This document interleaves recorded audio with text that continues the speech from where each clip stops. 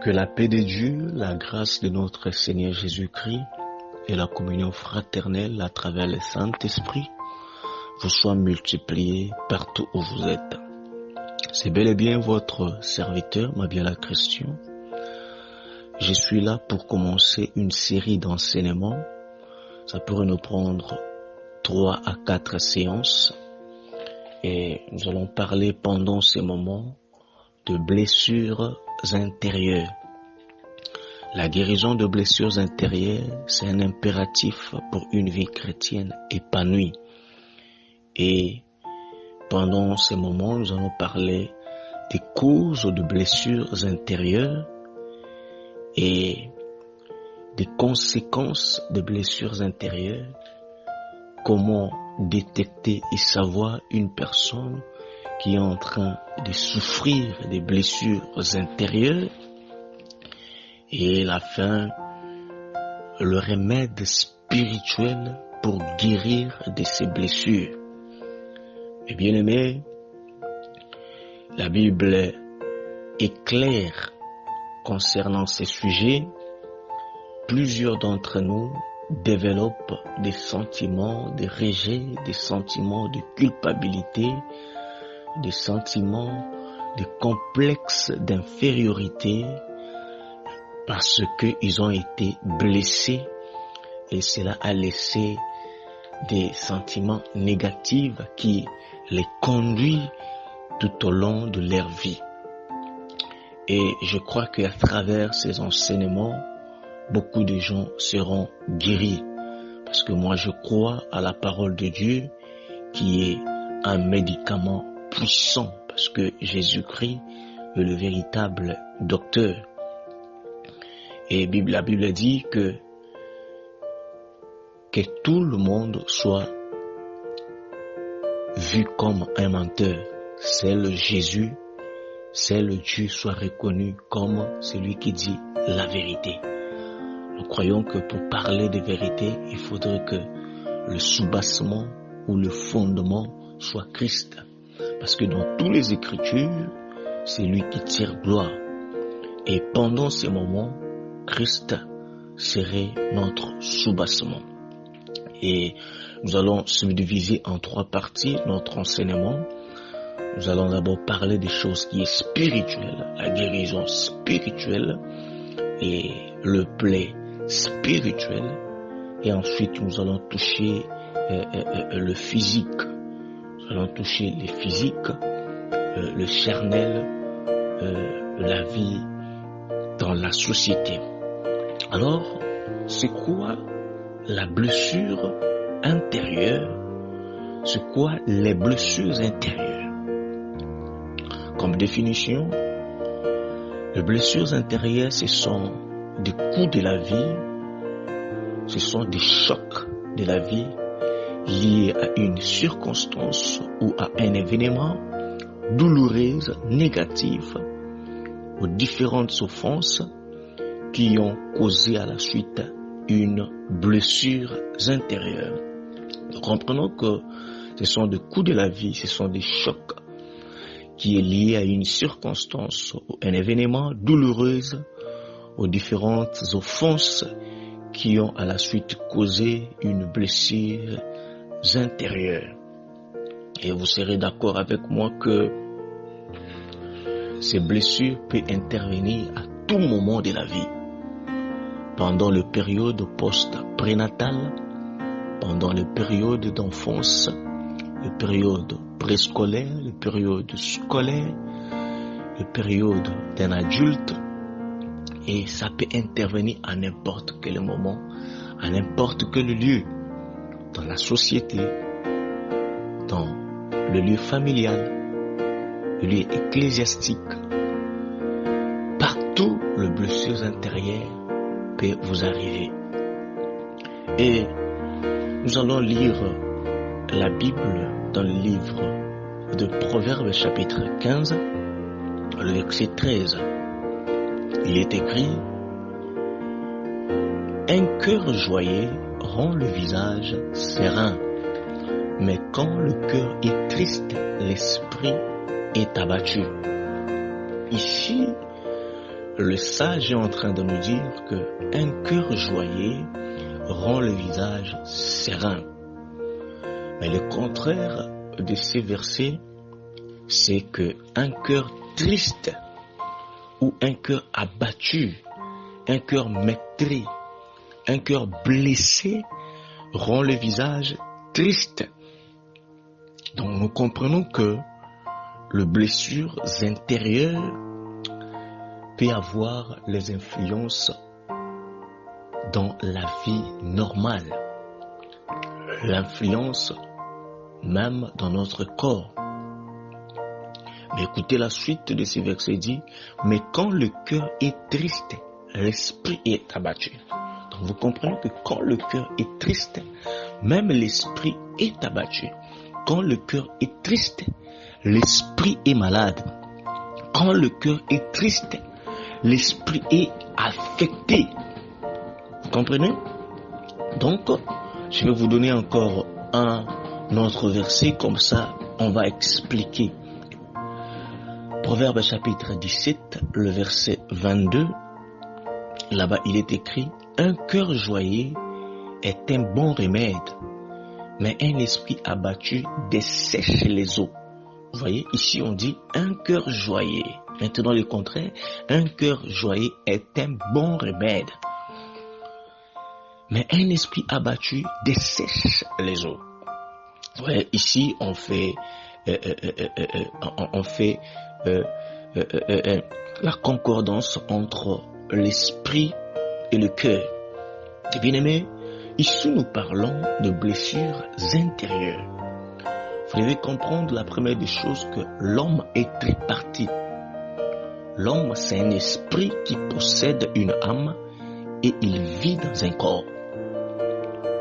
Vous pouvez lire dans le livre des Thessaloniciens chapitre 5 et dans le livre de Genèse chapitre 2 le verset 7, la Bible déclare que après quoi Dieu créa l'homme de la poussière de la terre, il prit quelque chose dans ses narines et il souffla plutôt dans les narines de l'homme et l'homme devient une âme vivante. Nous comprenons que la chose que Dieu avait soufflé dont l'homme était devenu une âme vivante, c'était le souffle. Voilà pourquoi Job 32, le verset 8 dit, mais en réalité dans l'homme, c'est l'esprit, les souffles du Tout-Puissant qui donne l'intelligence. Donc nous comprenons que le souffle du Tout-Puissant, c'est l'esprit de l'homme et cela donne l'intelligence. Donc quand on parle de blessures intérieures, en réalité, on parle de blessures de cœur. Or, dans la Bible, le cœur a été toujours défini comme l'âme. Vous allez remarquer, il y a d'autres versions où on parle de l'âme, il y a d'autres versions où on parle de cœur. Pourquoi? Parce que c'est le siège des émotions, des sentiments et de la volonté. Voilà pourquoi même les hommes de Dieu, nous avons souvent tendance, quand nous évangélisons, pour dire « Donnez votre cœur à Dieu, changez votre cœur, répandez votre cœur ». Tout cela, c'est juste un synonyme pour parler de l'âme. Quand on parle de cœur, en réalité, on ne parle pas d'un appareil circulatoire ou d'un appareil qui pompe le sang au niveau de notre thorax. Non, mais quand on parle de cœur, on fait allusion à l'âme de la personne. Nous comprenons que la guérison de l'âme, c'est un impératif pour une vie chrétienne épanouie. Donc quand on parle de l'âme, de blessures de l'âme, on parle de blessures qui touchent notre émotion, de blessures qui touchent notre volonté, notre choix, notre décision. Parce que la vie est faite de plusieurs décisions, de successions de décisions, d'autres termes, de successions de choix. Mais écoutez-moi bien aimé, l'un des objectifs principaux de Jésus-Christ sur la terre était de venir guérir le cœur. Parce que sans la guérison de celle-ci, il est impossible que l'homme puisse atteindre des objectifs avec le Seigneur, même le salut est lié à la guérison de blessures intérieures. Mais vous allez remarquer que la première des personnes qui a été blessée, dans les jardins d'Éden, c'est Adam. Adam qui a été blessé. Vous allez comprendre que dans toute la loi, dans le psaume, le prophète et la loi, Dieu a envoyé le prophète pour la guérison de ces derniers. Mais malheureusement, aucun prophète pouvait répondre à l'appel de Dieu pour guérir cet homme Adam. Voilà pourquoi vous allez voir dans le livre d'Ésaïe chapitre 61, le verset 1er, le prophète est en train de dire: l'Esprit du Seigneur, l'Éternel est sur moi, car l'Éternel m'a oint pour porter de bonnes nouvelles aux malheureux. Il m'a envoyé pour guérir ceux qui ont le cœur brisé, pour proclamer aux captifs la liberté et aux prisonniers la délivrance. Nous comprenons que Adam était devenu un blessé. Adam était devenu un captif, un prisonnier. Il devait être délivré, il devait être soigné. Mais tous les prophètes qui ont venu avant Christ, personne ne pouvait répondre à cet appel et à la guérison de ces derniers. Écoutez, dans le livre de Luc chapitre 4, le verset 18, là-bas on nous parle d'un homme. Un jour, cet homme est rentré dans la synagogue, il prit le rouleau, il commence à lire le prophète Ésaïe. Il dit: l'Esprit du Seigneur est sur moi, parce qu'il m'a oint pour annoncer une bonne nouvelle aux pauvres. Il m'a envoyé pour guérir ceux qui ont le cœur brisé, pour proclamer aux captifs la liberté. Dans le verset 20, il dit: ensuite, il roula le livret, le remit aux serviteurs et s'assit. Tous ceux qui se trouvaient dans la synagogue avaient le regard fixé vers lui. Verset 21, alors il commença à leur dire: aujourd'hui, cette parole de l'écriture que vous venez d'entendre est accomplie. Alléluia. Donc nous comprenons que pendant le temps d'Ésaïe, cette parole n'était pas accomplie. Mais c'était pendant son temps, Jésus-Christ de Nazareth, que ces paroles-là étaient bel et bien accomplies. Donc nous comprenons que le but de Jésus, c'était de venir guérir le cœur brisé, guérir l'âme affectée. Mais bien aimé, vous allez lire dans la Bible, on définit le blessure, l'appeler comme étant le péché. Donc, il ne faut pas vous étonner quand je dis qu'Adam était blessé, parce que la blessure est définie comme le péché dans la Bible. Quand vous commettez un péché, vous êtes dans le blessure. Je vais donner un témoin dans le livre de Jérémie chapitre 30. Nous allons lire le verset 12 à 17. Il est écrit dans le verset 12: ainsi parle l'Éternel, ta blessure est grave, ta plaie est douloureuse. Nul ne défend ta cause pour bander ta plaie. Tu n'as ni remède, ni moyen de guérison.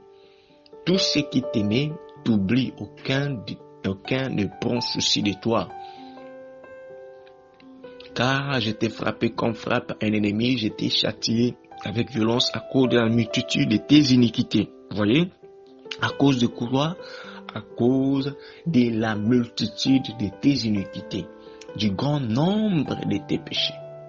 Vous voyez? Ici, le but, c'est l'iniquité et le péché. Et dans le verset 15, pourquoi te plaindre de ta blessure, de la douleur que cause ton mal? C'est à cause de la multitude des iniquités, du grand nombre de tes péchés que je t'ai fait souffrir ces choses. Cependant, tous ceux qui te dévorent seront dévorés, et tous tes ennemis, tous iront en captive. Ceux qui te dépouillent seront dépouillés, et j'abandonnerai au pillage tous ceux qui te pillent. Mais, verset 17, je te guérirai, je panserai tes plaies, dit l'Éternel, car il t'appelle la repousser cette Sion dont nul prend souci. Vous voyez, ici, on nous définit le blessure comme étant le péché. Donc nous comprenons que quand on parle de blessures de cœur, on parle aussi d'un état de péché, un état des iniquités, un état où une personne est en train de souffrir face aux iniquités, face au péché. Ça, c'est la première définition que la Bible nous donne.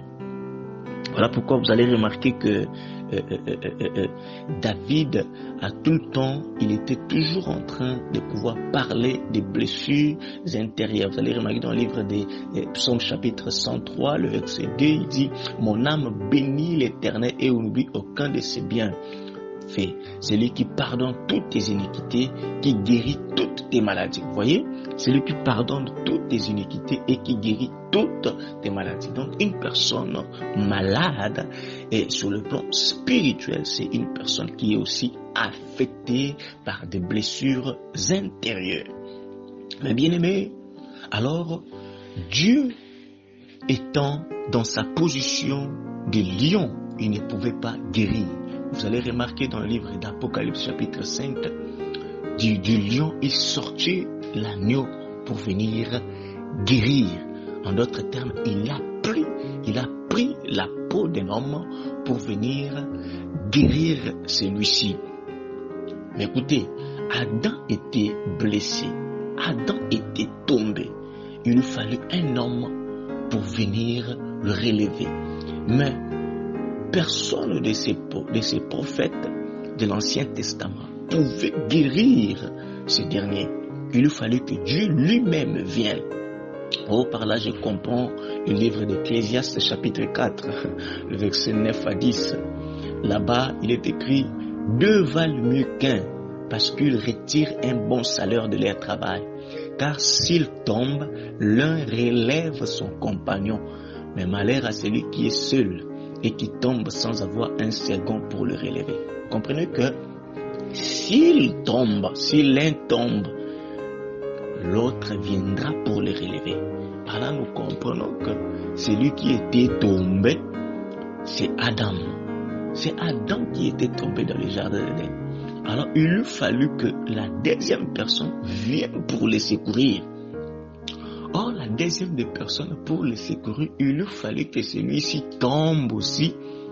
Parce que tu ne peux pas sortir une personne dans une fosse si tu ne descends pas à son niveau. Alors, il lui fallut qu'il descende aussi au niveau de cet homme pour le relever. Or, le deuxième personne, c'est Dieu. Le fait qu'il va rester dans son état de Dieu, il ne pouvait pas donner la guérison ou guérir celui-ci dans ses blessures. Il lui fallut que Dieu descende dans la position de l'homme.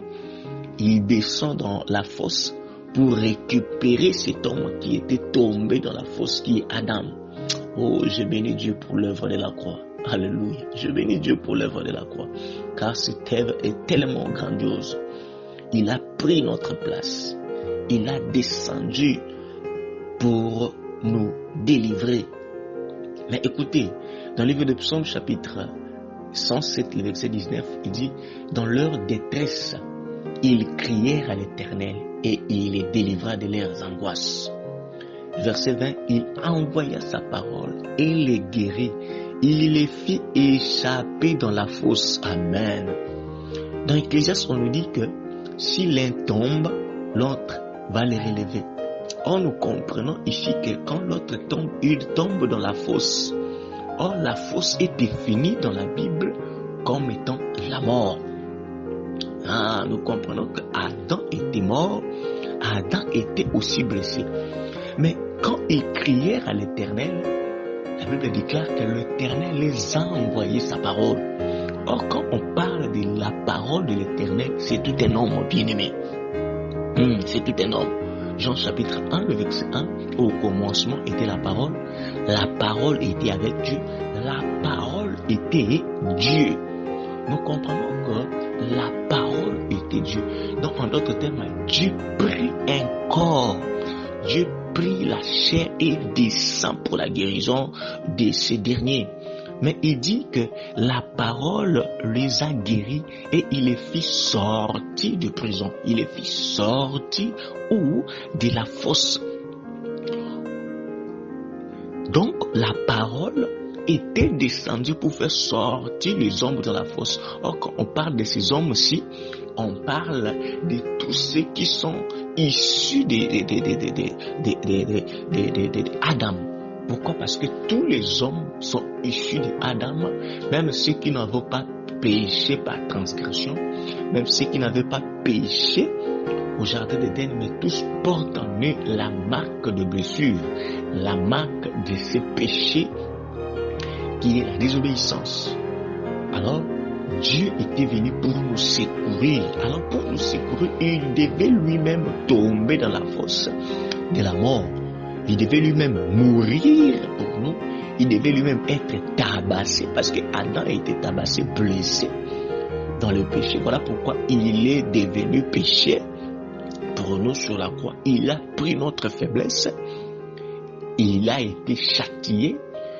Comme il est écrit que le châtiment qui nous donne la paix a été tombé sur lui.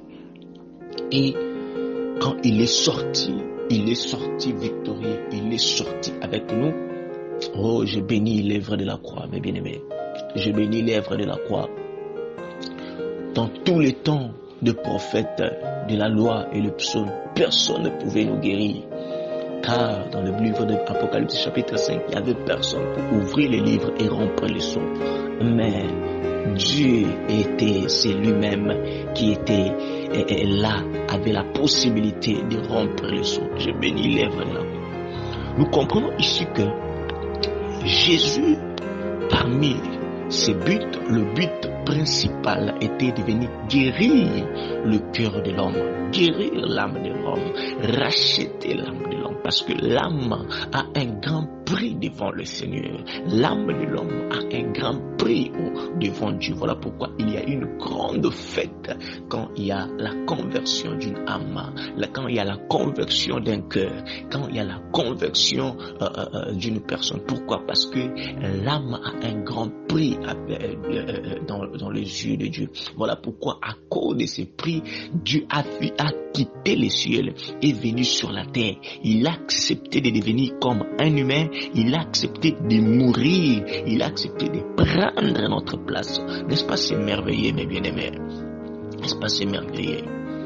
Écoutez-moi, nous allons lire un verset qui va nous aider à pouvoir rentrer encore en profondeur pour vous montrer cette œuvre de la croix, le blessure d'Adam et la guérison qui apporte Jésus-Christ. Je suis dans le livre de Luc chapitre 10, le verset 30. Luc chapitre 10, le verset 30 à 36. Il est écrit: Jésus reprit la parole et dit: un homme descendait de Jérusalem à Jéricho. Il tomba au milieu des brigands qui les dépouillèrent, le chargèrent de coups et s'en allèrent, le laissant à demi-mort. Un sacrificateur qui par hasard descendait par le même chemin, ayant vu cet homme, passa outre. Un lévite qui arriva aussi dans ces lieux, l'ayant vu, passa outre. Mais un samaritain qui voyageait, étant venu là, fut ému de compassion lorsqu'il les vit. Il s'approcha et banda ses plaies, et y versant de l'huile et du vin. Puis il les mit sur sa propre monture. Il les conduisit à une hôtellerie et prit soin de lui. Le lendemain, il tira 2 deniers, il donna à l'autre et dit: aie soin de lui, et ce que tu dépenseras de plus, je te le rendrai à mon retour. Lequel de ces 3 te semble avoir été le prochain? C'est celui qui était tombé au milieu des brigands. C'est celui qui a exercé la miséricorde envers lui, répondit le docteur de la loi. Et Jésus lui dit: va, et toi fais de même. Et bien aimé dans le Seigneur, ici c'est en parabole. Vous savez, Christ était un juif. Il parlait à la langue araméenne, hébraïque, mais quelque chose qui est différent. Personne ne pouvait l'écouter, personne ne pouvait le comprendre. Les Sadducéens, les pharisiens ne l'écoutaient pas et ne le comprenaient pas. Pourquoi? Parce que pour comprendre, il lui fallut avoir l'esprit. Voilà pourquoi nous disons que l'écriture tue, mais l'esprit qui est caché derrière l'écriture, c'est ça qui donne quoi? C'est ça qui donne la vie. Donc, il ne faudrait pas lire la Bible comme un journal, mais il faudrait avoir le Saint-Esprit, parce que c'est le Saint-Esprit qui va faire quoi? Qui va vous ouvrir l'intelligence. Ici, nous sommes face au proverbe de Dieu. Nous sommes face au proverbe que Dieu donnait. Or, la vie chrétienne, le salut est caché derrière le proverbe. Vous allez remarquer que ce proverbe cache une richesse tellement immense. Il est écrit que un jour, un homme a quitté de Jérusalem pour aller à Jéricho. Vous allez remarquer que Jérusalem est en haut, Jéricho est en bas. Jérou qui veut dire la ville, Salem qui veut dire la paix. Jérusalem, c'est la ville de paix. En d'autres termes, c'est la ville de grand Jéhovah. C'est la ville de Dieu. Mais vous allez remarquer que cet homme quitta Jérusalem pour aller à Jéricho. Or, Jéricho était la ville des méchants. Avait la réputation d'une mauvaise ville. Mais cet homme, quand il quitta, il tomba au milieu des brigands qui les dépliaient, il les chargea des coups. Nous avons défini les blessures intérieures comme la succession de coups, des offenses de la vie. Alors, un sacrificateur passa par là et n'a pas donné la guérison à ce dernier. De même, une autre personne passa aussi. Mais il n'a pas donné la guérison. Un lévite également. Mais un samaritain est venu lui donner la guérison. Nous allons comprendre que cet homme qui a été tabassé, c'est l'image d'Adam. Cet homme d'Adam a quitté les jardins d'Éden. A quitté la présence de Dieu. Parce que Jérusalem, c'est la présence de Dieu. Jérusalem, c'est la ville de Dieu. Adam, quand il avait quitté la présence de Dieu, c'est alors qu'il avait rencontré des brigands. Donc, aussi longtemps que Adam était dans la présence de Dieu, il ne pouvait pas rencontrer les brigands. Mais quand Adam a quitté la présence de Dieu, c'est alors qu'il va rencontrer les brigands. Il y a une personne qui va me dire, mais Adam va quitter la présence de Dieu comment? Lui qui était toujours dans les jardins. Oui, il était dans les jardins, mais il n'était pas dans la présence de Dieu. Nous expliquons ici les jardins comme l'église. Mais il n'était pas dans la présence de Dieu. Or, Dieu est dans sa parole. Dieu est dans sa parole. Voilà pourquoi Christ dira, si vous m'aimiez, vous garderez mes commandements. Moi et le Père, nous viendrons habiter en vous. Donc, pour que le Père habite en toi, pour qu'il y ait la présence de Dieu en toi, vous devez garder sa parole. Donc, celui qui garde la parole de Dieu a la présence de Dieu. Mais celui qui ne garde pas la parole de Dieu n'a pas la présence de Dieu. Donc, celui qui va loin de la parole de Dieu n'est plus dans la présence de Dieu. Or, Adam n'était plus dans la présence de Dieu. Il n'était plus dans la présence de la parole. Parce que la parole le défendait de manger le fruit. Les jours où il le mangera, ils mourront. Ils vont rentrer dans la fosse. Mais ils ont accepté de manger le fruit et ils ont quitté la présence de Dieu. Ici, j'aimerais attirer l'attention d'un homme, d'une femme. Aussi longtemps que tu es dans la présence de Dieu, tu es dans la sécurité. Aussi longtemps que tu es dans la présence de Dieu, tu es dans la sécurité. Parce qu'il est écrit, l'ange de l'Éternel campe tout autour de ceux qui les craignent. Or, craindre l'Éternel, c'est rester dans la parole de Dieu. Parce que craindre l'Éternel, c'est craindre la parole. Et être derrière la parole. Mais quand tu n'es plus dans la parole, tu es sans sécurité, tu es sans abri. Donc beaucoup de gens aujourd'hui se posent les questions. Comment ma vie ne va pas de l'avant? Comment j'ai des successions de problèmes? Comment? La réponse est si simple. Quand vous restez dans la parole de Dieu, vous êtes en sécurité. Mais quand vous allez autre, ou quand vous allez au-delà de la parole de Dieu, ou en dehors de la parole de Dieu, il n'y a plus de sécurité. Donc tu peux être dans une église et ne pas être dans la présence de Dieu. Beaucoup des églises aujourd'hui sont des églises, des bâtiments de congrégation.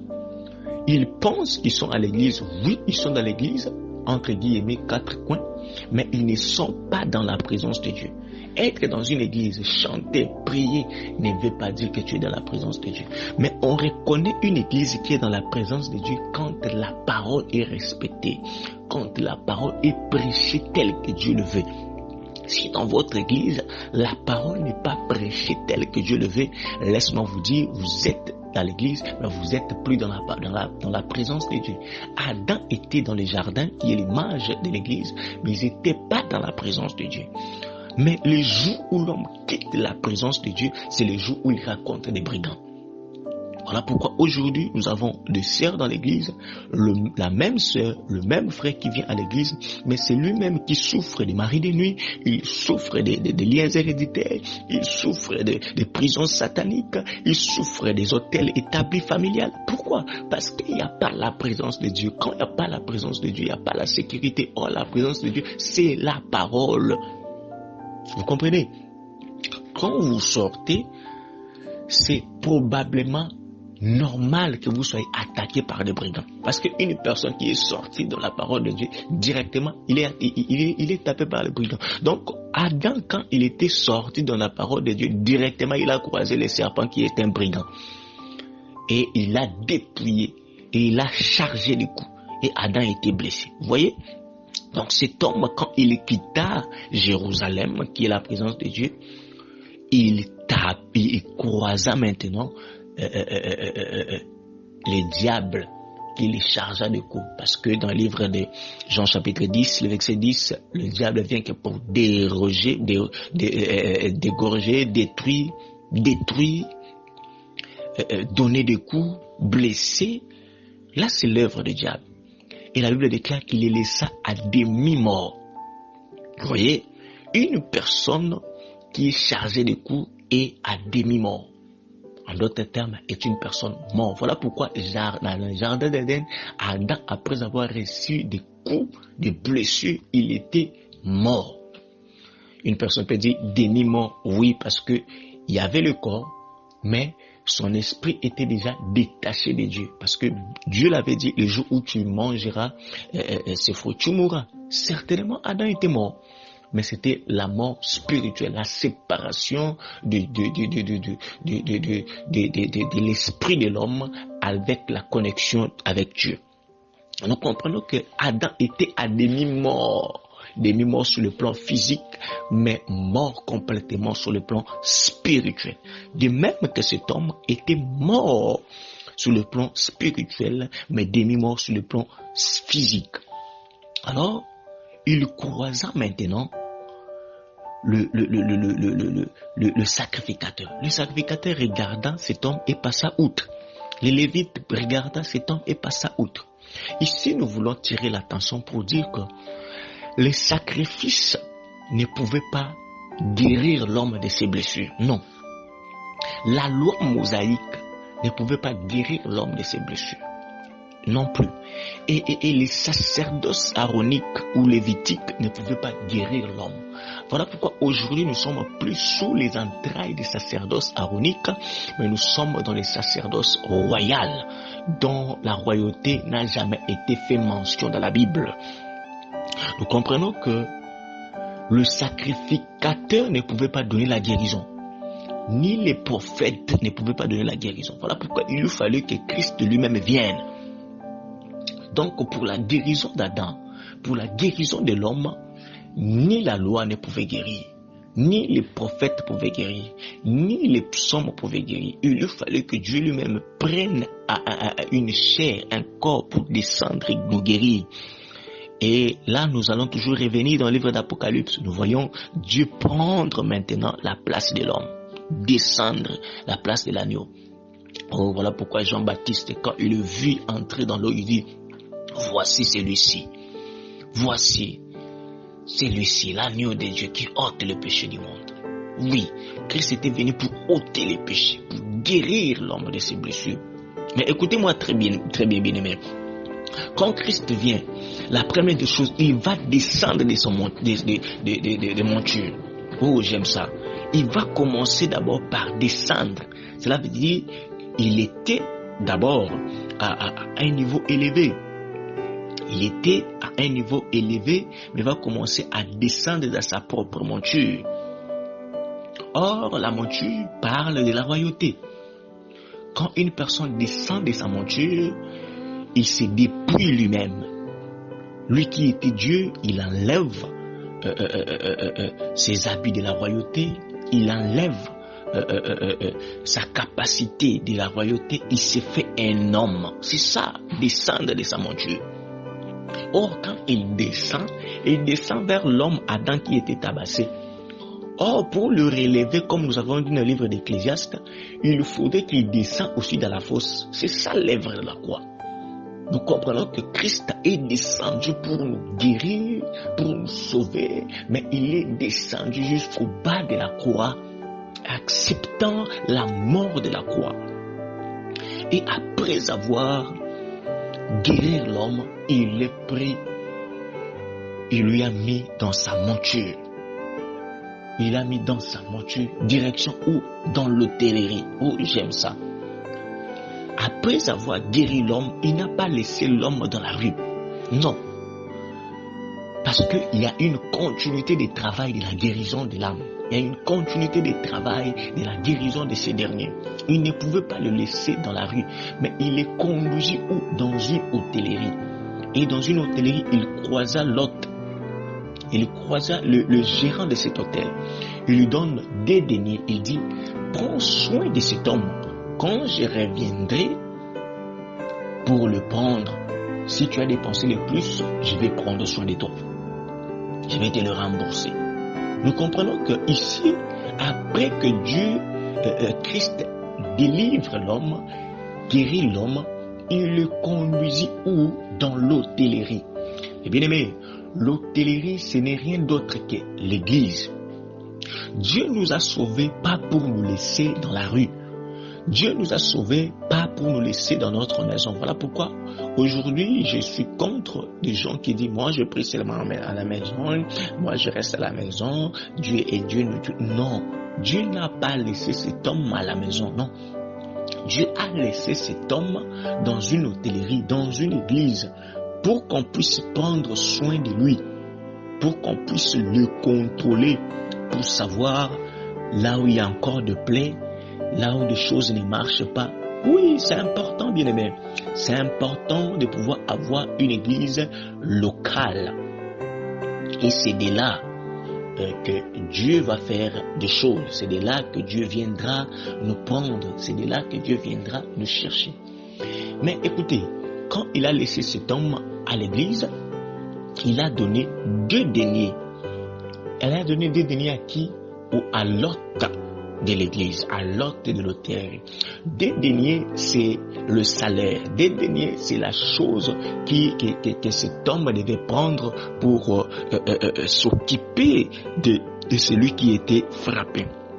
Mais bien aimé, cet homme de l'hôte ou ses gérants, ce n'est rien d'autre que le Ephésiens 4, 11. Il est écrit, il a donné les uns comme apôtres, les autres comme prophètes. Mais bien aimés, vous allez comprendre que quand on parle de 2 deniers, c'est la loi et au témoignage. En d'autres termes, c'est la loi et la grâce. C'est l'écriture et l'interprétation. C'est le logos et le rhéma.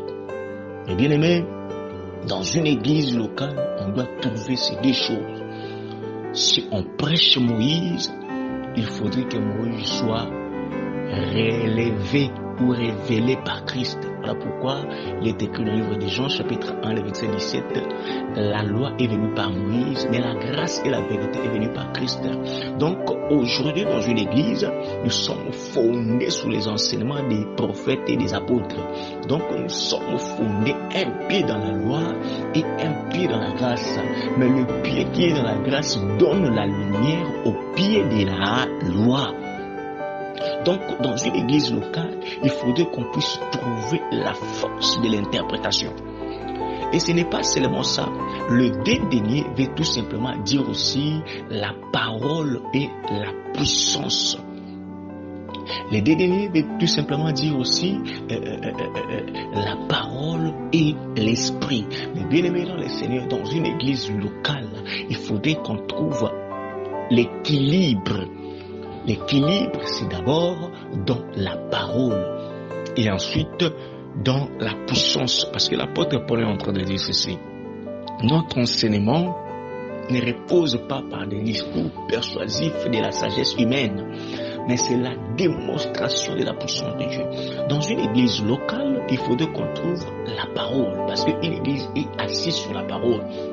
Voilà pourquoi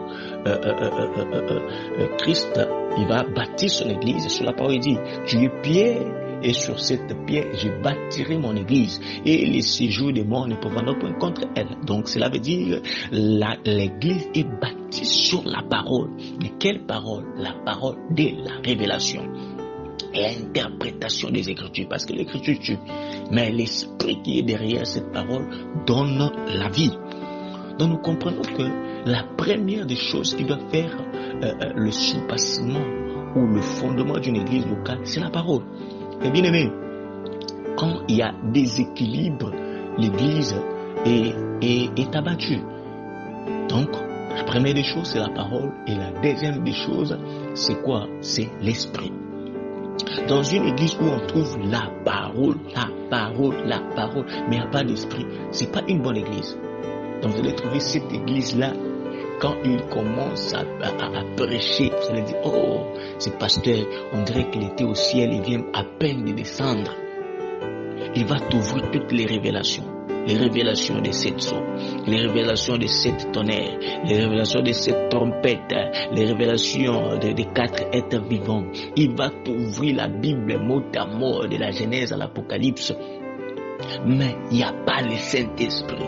Les gens vivent en désordre. Les gens ne s'aiment pas. Il n'y a pas la puissance du Saint-Esprit. Non, ce n'est pas une bonne église. Pourquoi? Parce qu'il faudrait qu'il y ait l'équilibre. Vous comprenez? Parce que dans les sacerdoces, quand un sacrificateur avait des défauts, n'avait pas droit au sacrificature, n'avait pas droit dans le sacerdoce. Avoir des défauts, c'est être incomplet. Donc quand une personne a la parole, mais il n'a pas le Saint-Esprit, il a des défauts. Vous comprenez? Mais maintenant, dans la deuxième position, vous allez voir aussi, il y a d'autres églises, là-bas, c'est tellement la puissance. C'est tellement la puissance sur le Saint-Esprit, mais il n'y a pas la parole. Vous allez remarquer, ils vont faire des séminaires, des festivals de miracles, festivals de guérison, mais il n'y a pas la guérison, il y a sans miracle. Toute guérison doit être accompagnée par la parole. Tout miracle doit être accompagné par la parole. Parce que le miracle est le résultat de la parole. S'il n'y a pas la parole, il n'y a pas le miracle. Mais si tu vois une église, c'est être basé dans les miracles, mais il n'y a pas la parole. Comprenez que c'est l'œuvre des charlatans. Pourquoi? Parce qu'il n'y a pas de miracle sans la parole. Le livre de Marc nous dit ceci. Voici le miracle qui accompagneront ceux qui auront cru. Vous voyez? Voici les miracles qui accompagneront. Donc le miracle accompagne ceux qui auront cru. Ils ont cru en quoi? Ils ont cru à la parole. Car la foi vient de ce qu'on entend, et ce qu'on entend vient de la parole de Dieu. Donc cela veut dire que c'est la parole qui produit la foi. Et le miracle sont le résultat de la parole. Donc le miracle sont le résultat de la parole. Après la parole vient maintenant le miracle. Mais si une église te présente seulement le miracle, te présente toute forme de miracle, mais il n'y a pas de parole, il faut se méfier. D'où viennent ces miracles-là? Où est la source de ces miracles-là? Parce que le miracle a comme soubassement, comme fondement, la parole. Mais s'il n'y a pas la parole, notre pasteur, lui ne prêche pas bien, lui ne sait pas prêcher, lui ne prêche pas, et lui c'est seulement le miracle, lui il a seulement les dons de miracle. Non. Si c'est un frère, on peut comprendre. Mais si c'est un ministre, il a eu des deniers. Vous voyez? Si c'est un frère, on comprend qu'il a le don de la guérison, il a le don du miracle, il a le don de la prophétie. Mais si c'est un ministre de Dieu, c'est impossible qu'il puisse avoir seulement un talent. C'est impossible parce que ici, à l'hôtel, à l'hôtellerie, le Seigneur a donné des deniers. Tu ne peux pas avoir un, tu ne peux pas avoir non plus trois. Vous voyez? Donc le dédaigner, c'est la puissance et la parole. Dans une église locale, on doit trouver la parole pure. Et dans une église locale, on doit trouver la puissance de la parole.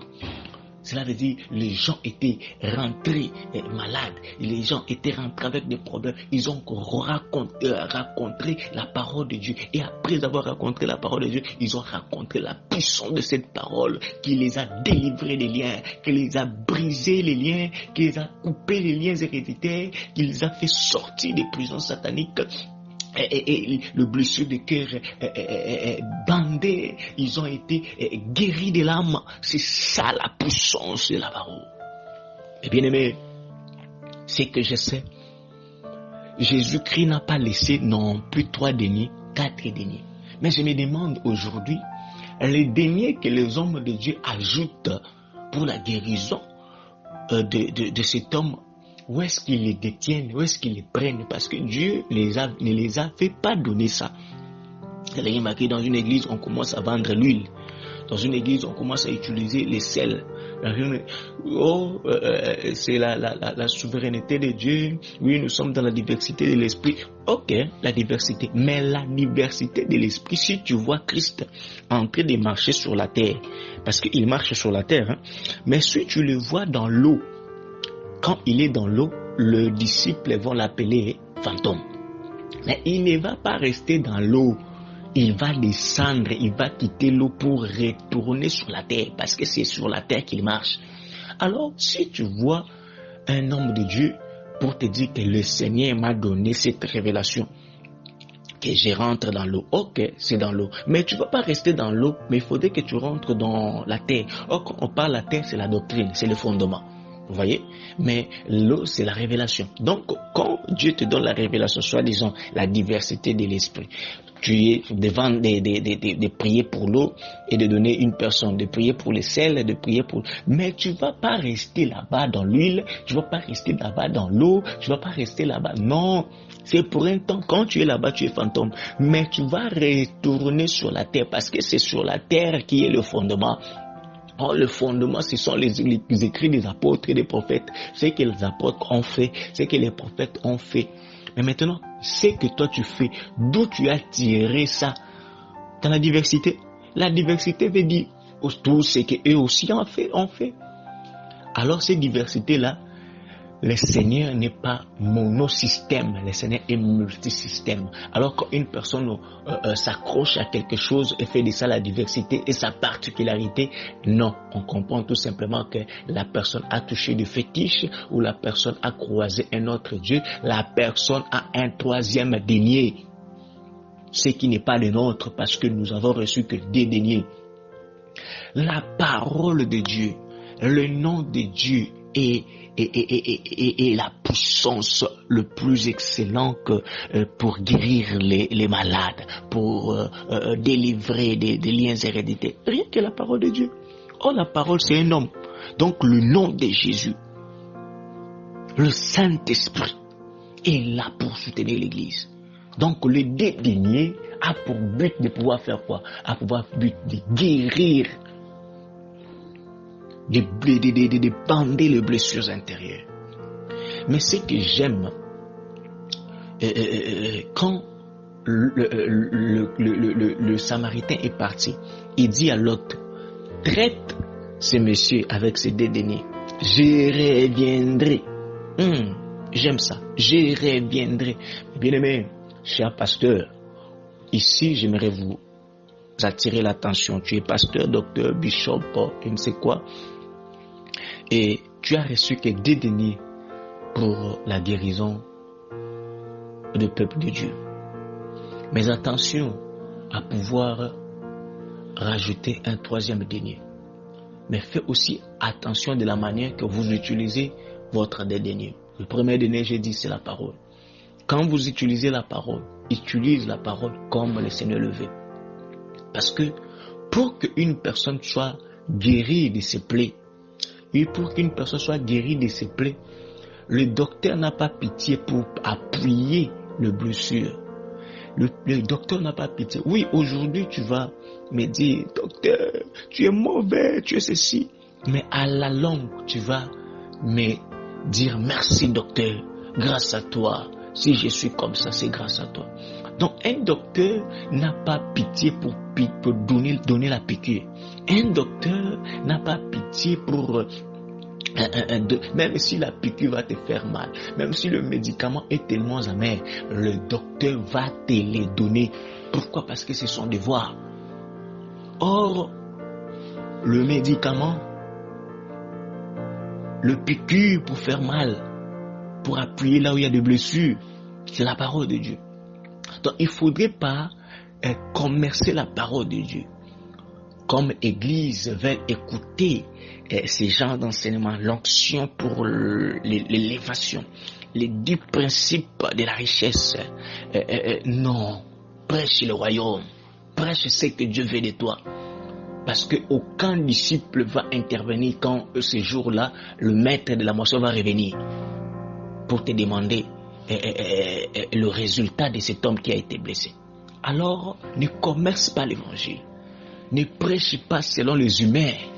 Ne prêche pas pour faire plaisir à une personne ou à un groupe de gens. Mais prêche la parole. Voilà pourquoi l'apôtre Paul est en train de dire à son fils, prêche la parole. Dans l'occasion favorable ou défavorable, prêche la sanctification. Prêche l'enlèvement. Même si toi-même tu es en train de vivre une vie qui n'est pas droite, mais avec la puissance du Saint-Esprit, le Seigneur va te relever, mais prêche la vérité. Prêche la vérité. Prêche la vérité. Vous voyez? Et la deuxième position, c'est quoi? C'est comment savoir utiliser le deuxième denier. Le deuxième denier, c'est la puissance. C'est le Saint-Esprit. Le Saint-Esprit t'a donné un don. Le don de guérison, le don de miracle, le don de prophétie. Il ne faut jamais commercer ces dons-là. Pour dire non, j'ai reçu ces dons avec beaucoup de peine. Non, tu as reçu gratuit, donné aussi gratuitement. Que tu sois musicien, avant d'aller chanter, il faut donner un cachet. Il faut me donner ceci pour venir chanter. Que tu sois chantre, et que tu sois protocole, que tu sois pasteur, il faudrait qu'on te paye pour venir donner ce que tu as reçu gratuitement. Nous avons reçu gratuitement, donnons aussi gratuitement. Beaucoup des églises aujourd'hui, vous allez remarquer, consultation prophétique, 20 000 francs CFA, 20 dollars, 20 euros. Non, nous avions reçu gratuitement, donné aussi gratuitement. Mais bien aimé dans le Seigneur, c'est tellement profond de savoir utiliser le don que le Seigneur nous a donné. Utiliser la grâce que le Seigneur nous a donnée. Ne commercez pas le Saint-Esprit. Voilà pourquoi, après que la parole était rentrée, un homme qu'on appelait Simon la Grande, quand il a voulu commercer avec l'apôtre pour acheter la puissance, l'apôtre va dire, tu n'as pas ni part dans cette œuvre, va loin, va loin, va loin, parce que il n'a pas été converti du cœur, il n'a pas été guéri du cœur. Nous comprenons que le pasteur qui vend la puissance, qui vend les mouchoirs, qui vend, ils n'ont pas été croisés et ils n'ont pas été croisés le Christ, ils n'ont pas été guéris de l'âme. Ne commerce pas la parole de Dieu. Pourquoi? Parce que le Saint-Esprit nous a été donné gratuitement. Et écoutez-moi, cher pasteur, l'enlèvement de l'Église est réel. Et ici, nous avons vu que après avoir laissé l'homme là, il dit, je reviendrai. Jésus revient bientôt. Il vient pour voir son église. Que tu sois l'homme blessé, accepte les médicaments qu'on te donne. Tu es dans une église, accepte la parole qu'on te donne. Tu es un frère, accepte la parole qu'on te donne. Accepte d'être changé. Accepte d'être lavé. Accepte d'être, même si ça va te faire mal, mais demain ton salut en dépend. Tu es un pasteur, accepte de donner ça comme ça. Parce que le propriétaire de cet homme, il viendra un jour pour te demander quel est l'état de mon âme que je t'avais laissé. Et bien aimé, chacun rendra compte de sa vie sur la terre. Nous avons eu des blessures. Chacun vient à l'église avec une raison chacun vient à l'église avec un but, mais nous venons à l'église pour croiser les messies, nous venons à l'église pour croiser la parole, nous venons à l'église pour croiser la puissance, nous venons à l'église pour croiser la vérité. Alors nous attendons l'enlèvement. L'église est pour nous une salle d'attente pour attendre l'enlèvement. L'église n'est pas un salon de commerce, l'église n'est pas un lieu de commérage, l'église n'est pas un lieu de tribalisme, l'église n'est pas un lieu de xénophobes, l'église n'est pas un lieu touristique, mais l'église est la salle d'attente pour le royaume de Dieu. Mais bien aimé, la naissance, nouvelle naissance, est pour toi comme un passeport. Et la guérison de l'âme, le Saint-Esprit est pour toi comme un visa pour entrer au ciel. Je prie que le Seigneur te visite. Je prie que tu puisses entrer et demeurer dans l'église. Mais la première des choses, tu dois naître de nouveau. Tu dois accepter d'être de nouveau et tu dois accepter d'être bandé dans tes plaies. Tu dois accepter la parole telle que tu es. Tu dois accepter de changer, de laisser de mauvaises vies. Une personne souffrant de plaies, il ne va pas dire au médecin, ici ne touche pas, ici ne touche pas. Non, ce n'est pas à toi de dire au médecin, ici ne touche pas. Mais tu dois accepter la parole telle qu'elle est là. Tu dois accepter d'être changé. Tu dois accepter que la parole te lave de tout essuyer. Tu dois accepter que la parole enlève des blessures. Et tu dois recevoir le Saint-Esprit. Tu dois accepter que le Saint-Esprit te brise, t'enlève l'esprit de moi, l'orgueil de blessure là, l'orgueil qui produit ces blessures, le médisance, le complexe d'infériorité, tous ces mouvements-là, tu dois accepter que cela soit être enlevé par le Saint-Esprit et tu es là dans l'église locale pour attendre le ciel. Oh, je bénis le Seigneur pour un homme qui attend le ciel. Je bénis le Seigneur pour une femme qui attend le ciel. Oui, le ciel est possible. Oui, le ciel est possible quand tu es converti du cœur, quand tes blessures sont guérir. Je vais prier pour une personne, je vais prier pour une femme. Seigneur, dans le nom de Jésus, je prie pour cet homme qui a été blessé par des différents chocs de la vie. Aujourd'hui, je la présente la parole, car il est écrit dans leur détresse, ils crièrent à l'Éternel et les a envoyé sa parole et sa parole les a guéris.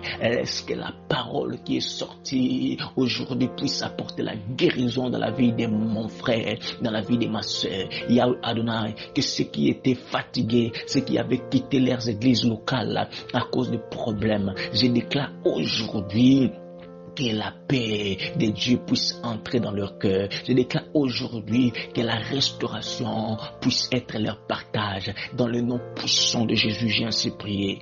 Amen. Mais bien aimés dans le Seigneur, si vous avez écouté ces enseignements, aujourd'hui c'est juste notre volume 1. Nous allons continuer pour volume 2, volume 3.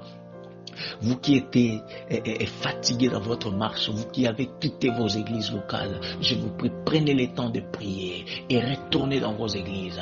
Vous avez quitté l'église à cause d'un habit, des choses mauvaises que vous avez trouvées chez l'hôte de l'église comme le pasteur. Vous avez trouvé des choses compliquées. Prenez le temps de prier. Le Jésus qui est notre vérité, chemin et la vérité, il va vous conduire dans la vérité pour connaître une véritable église locale, là où vous pouvez prier, là où vous pouvez demeurer et croître spirituellement pour atteindre le royaume. Bien-aimés, demain nous allons continuer pour toucher le livre de Malachie chapitre 4, le verset 2. Là-bas, on nous parle de la guérison d'Israël. Vous devez comprendre que Israël n'est pas encore guéri, mais Israël va être guéri après l'enlèvement de l'église. Nous allons toucher cela, mais à présent, restez dans la paix de Dieu. Abonnez-vous dans notre chaîne YouTube Christian Mabiala et